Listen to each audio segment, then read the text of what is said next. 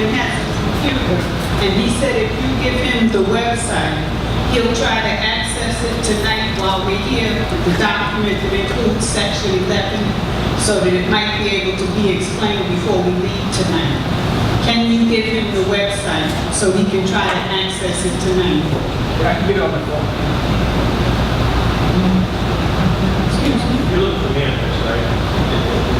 Whichever is the document that includes section Is that 11. on the website? Yeah, wait. I'm just trying to be clear. Whom are you talking about today? Oh, you're talking about Can you Jeff. give him the website tonight so he can try to access it on his computer? Where's manifest on? I don't know. Nobody knows. They're not on the website. Ask PPG, are they on the website, sir? You're the PPG lawyer. Are they on the website, sir? Where's manifest? They're not on the website, because I've been on the website. What we can do is So this. you lied.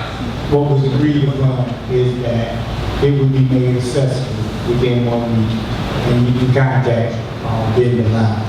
So that definitely can be done. Now, what he can and cannot do with his computer, I don't know. And he's saying that he can. So, go to the mic, please.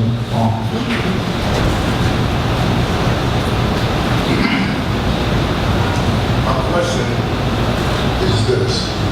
We have a big problem. The biggest problem that we have is information is being given out.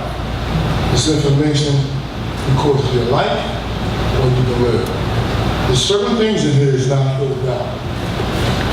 So if you give us your information, your carbon copies, it still ain't gonna come out like this. This was given to us by the city council. So how did the city council get this piece of paper and you saying that it came to them on a PDF file and they gave us this? So your PDF file must read the same thing as what this paper said. So everything that we're doing here today is a hoax. Because you didn't come here with the right paperwork. You're behooving us. You're making a trick out of us right now. Because this didn't come from him. This came from the city council. And nobody here can explain why the trucks ain't documented. Where did this stuff go? Now, how much did it cost to move all this waste? Anybody know? How much did it cost to move all the toxic waste? To move this waste out of this hole, wait a minute. To move this waste out of this hole, it costs more than what they did at the job. I'm trying to get you in. It costs more than they did the job to move the waste to move this way. There's no trucks here, there's no document. So how can we sit here and believe what y'all saying to me? Because nobody knows anything, there's no website that you can get this man. Computers work in a second. You log in, they tell you where it's at. So how can nobody know where it's at? So, to answer some of your questions, the manifest provided to Councilman Delano. Oh, so you know about the waste management? Of course I know. The waste manifest was provided to the councilman electronic. That's how you got them electronically from the You know council. about that? We had a meeting with them. I wasn't, You weren't there. and as far as the cost of the job, you're right. The agency held a contract to actually do the excavation of the chrome. PPG paid for the disposal separately and directly because they had arrangements already for the disposal through the out west where they disposed of it, and the trucking. So they had the trucking and the disposal. So our contractor loaded the trucks. They brought them to the scale, they weighed them, and then they took them off. Our contract was, I believe, around $9 million. Again, I'm going off of memory. And then the disposal cost, I would estimate the total job would be about $15 million. Yeah. Can I ask a question? Yeah, and that's just for the environmental remediation. Can I ask a question? Can I ask a question? No. I'm sorry, you're on that now. This is the last thing I have to say. Yeah. Right. The proper way, right? Y'all knew y'all was gonna be questioning about this today. Don't you think, geez, everybody mind here, should have been a piece of paper going out with the right stuff. And this man was fighting this case over a long time. You wanna know how I know? Because I've been around it. been in City Hall, I've been saying that. Everybody gave them a different story. So since y'all want this park to be there, and it's to help everybody, so just give them the right information, so all this can be closed. Yeah, this is first, this comes to my attention personally, no one has come to speak. But how do you Personally feel about now? this. So how do you feel? You feel like somebody that hit you in the head with a bunch of stuff. This is not right. This is not right. Yeah, I don't know. Again, 1 week. Make sure we get in touch with Mr. Delisle and those copies we talked about. When it's finally disposed of, and you can cross-reference on it. When it's finally disposed of, let's say it was dropped off from Richard Clark campus. The people there have also do a manifest and send that.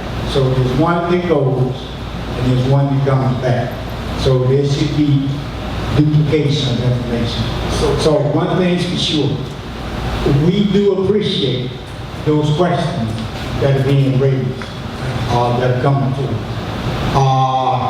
Sir, you have a question.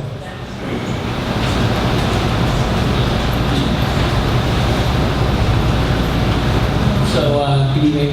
My name is Michael Place. I'm kind of new to this discussion. I was asked by my neighbors to attend as sort of a Cherokee Block Association coming out. I guess they get that much. So, it's my third meeting, but Sudan at the end of the community. So, I tested my own soil years ago, so I get one question, so I'm going to provide context because you're shoehorning everyone into one question for a very complicated scientific subject matter, right? So, came to the first meeting, met Mr. Riccio, meet and greet, I believe that was the end of March, right? We had some fun at City Hall, and here we are with all the experts. And this is actually the least substantive of all this discussion. So I'm just going to give a little background. I think there's First, a question. Can I ask a question? no, I'm going to give you context because I only get one question. That's all you get. Stop. Stop. You have a question. Let me set the context. I've spoken to people from the DEP, I've spoken to people from the EPA, I've spoken to Columbia's sustainability professor, I've spoken to a soil scientist from Brooklyn University. I have come, I'm a layman in this area, okay?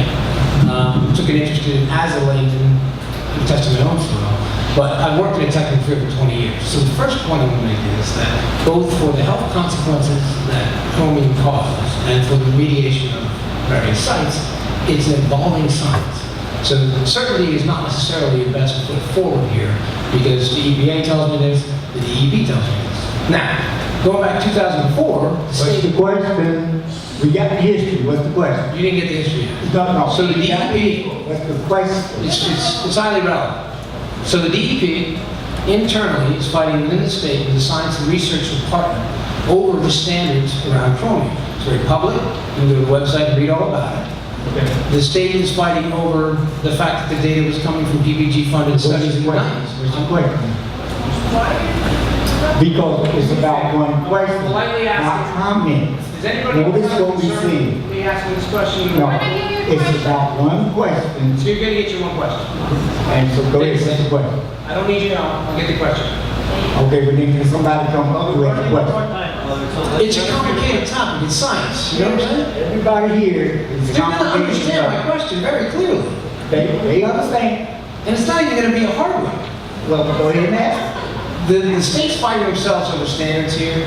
I cannot find from the state what the new updated standards are. We've got complexity with the mobility, the rainwater issue. You just assured this young woman is not a problem. That's not settled science. Okay? So we don't know. We got hexavalent, we've got trivalent, we've got the evolution of chromium itself. So my question is, what assurances did the community have? And thanks for pestering me the entire time, sir. What assurances does the community have that relevant ongoing monitoring of existing remediated sites, as well as cutting-edge technology for additional remediation work, including phytoremediation, mycoremediation, and topics that aren't even being addressed by this very thin discussion, what assurances does the community have that both for monitoring and future remediation, science will drive this, and new potential, again, even monitoring methods, and the ongoing health information will continue to feed into the process? Because it's not a short-term question, nor the answer that question. If I could finish the question, I'm sure you can. But you've been sitting here haranguing me the entire time I tried to ask my question. I thought you just did. I tried to, but I haven't wrapped up yet. You seem like you want to do live commentary on my question. But the ongoing, It's a reasonable question. yeah, that's what you did. It got broken up by you and sort of taken Ask it over. again. Go ahead. What assurances does the community have that ongoing monitoring of science is going to drive the continuing process around the health consequences, future remediation? There's a lot of information out there what can be done. I don't hear a lot of it tonight. I hear a lot of assurances that nobody should be worried. And the state can't even agree on what the standard is anymore.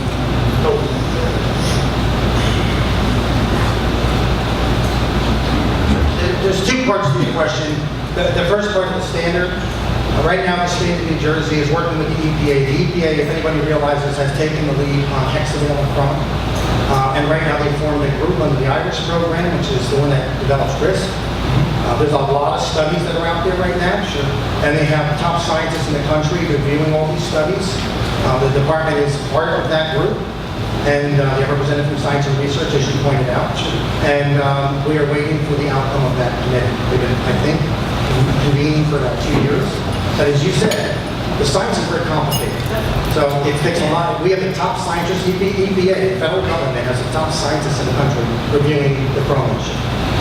Right now, the current standard for hexachrome in the state of New Jersey is the most stringent number that was ever calculated at the time we had the risk numbers, which was 20 parts per million.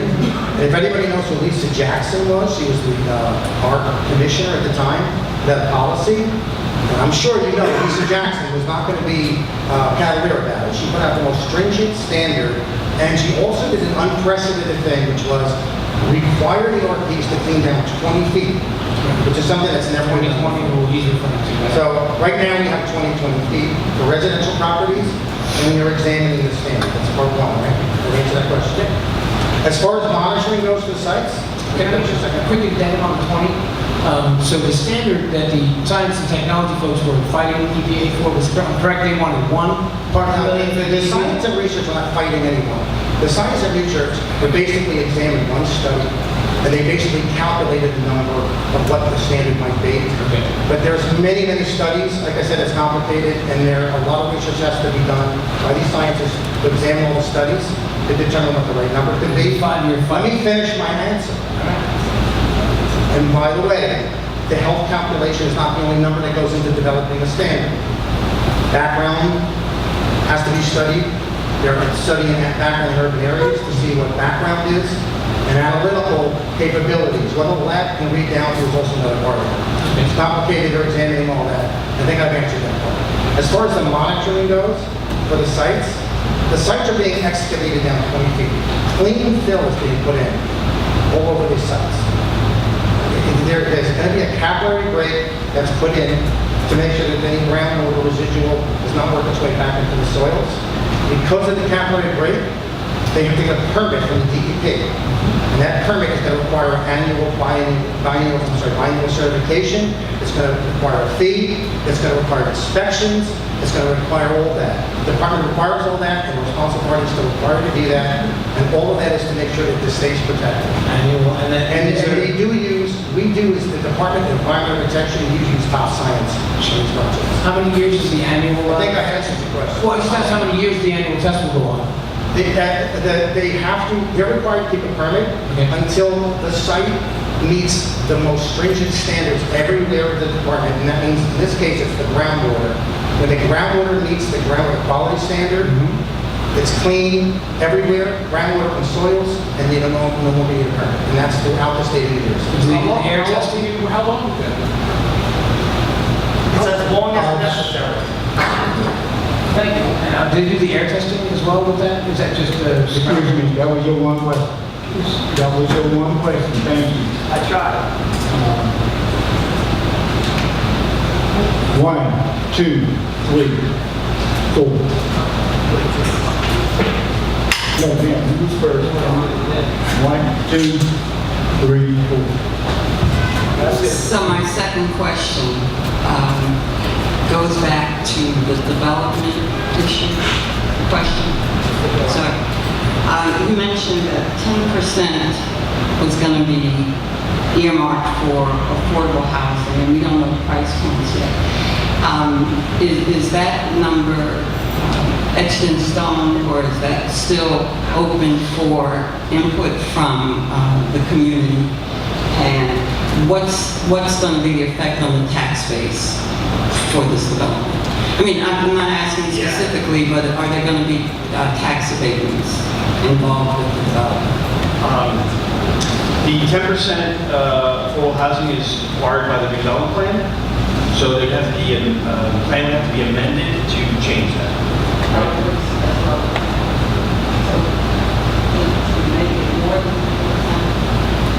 The developer could always add more if they want to. Right. As far as tax abatements, again, we don't have development sites, but the city has a tax abatement policy that's pretty prescriptive on what sections of the city different tax abatements are permitted.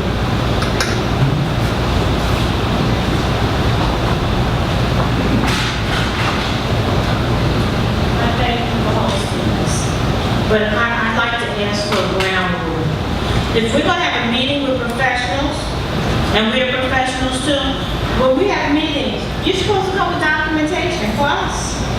Because you know what? It would eliminate the looking at the clock saying, time up, the irritation because you don't want to follow up question. We could read the material. We can hold you to it as you want us to, right? Because we're all doing the right thing. And we would have the necessary clarity. So let's make that part of the rules too. Bring the waste manifest next time.